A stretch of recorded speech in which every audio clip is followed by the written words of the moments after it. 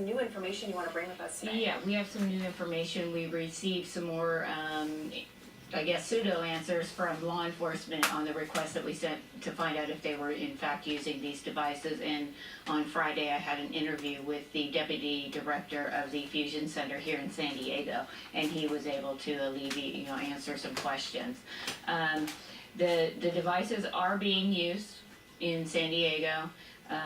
They're very cautious about getting any information, and when I asked directly the director of the Fusion Center if they used the devices, he tiptoed around it and said I needed to work through the Federal Bureau of Investigation, which we already have, and we're waiting for a response back on that.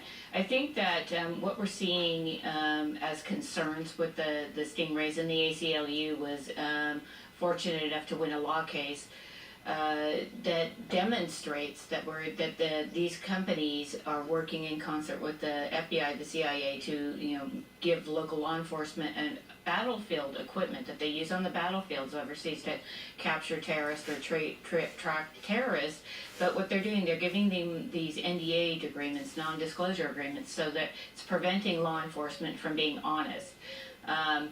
However, through past reporting and other news agencies throughout California that have looked into these boxes, there are conflicting reports stating that the San Diego Sheriff's Department, they have been working with the police department as well as the Sheriff's Department with these Stingrays.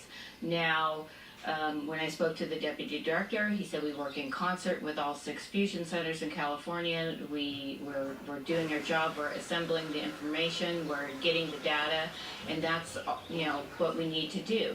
However, law enforcement, the guys out on the streets, the police officers, and the CHP, and the sheriff's deputies, they have a big job ahead of them, and their job is to get the guns and the bad guys off the street. Something we all want.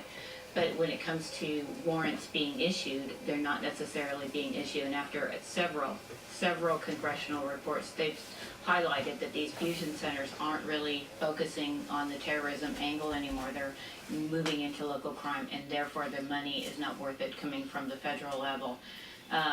I'd like to close just with one thing. I mean, the officer said that something that they really appreciated was the See Something, Say Something campaign, and that's resulted in a lot of leads. However, you're not going to send those leads to the Fusion Center. You're supposed to send them to your local police departments, and I'd like to kind of encourage listeners and viewers out there that if you see some of these surveillance vehicles out on the street, please take a picture and send them to San Diego 6. It will help with our FOIA agreements and California Public Access agreements to see what they're using these for and if they're actually effective. Thank you, Kimberly. A big topic and one that you could dive into for several hours. Yeah, and make sure everybody follows San Diego 6 on this. Stories will be up there because it is an in-depth topic. And perfect. And to read more from Kimberly's full reports, just go to San Diego 6.